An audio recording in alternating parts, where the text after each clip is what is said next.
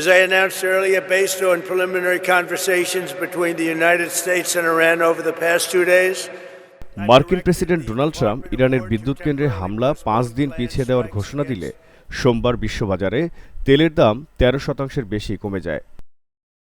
Reuters বলছে ব্রেন্ট crude ফিউচার্সের দাম barrel প্রতি প্রায় $104.1 বেচাকেনা হয়, যা 7.2% কম। এক পর্যায়ে দাম 15% কমে ব্যারেল প্রতি $96 নেমে আসে। ট্রাম্প সতর্ক করে বলেছিলেন, তেহরান যদি 48 ঘণ্টার মধ্যে সব জাহাজ চলাচলের জন্য হরমুজ প্রণালী পুরোপুরি উন্মুক্ত না করে, তবে ইরানের বিদ্যুৎ কেন্দ্র ধ্বংস করা হবে।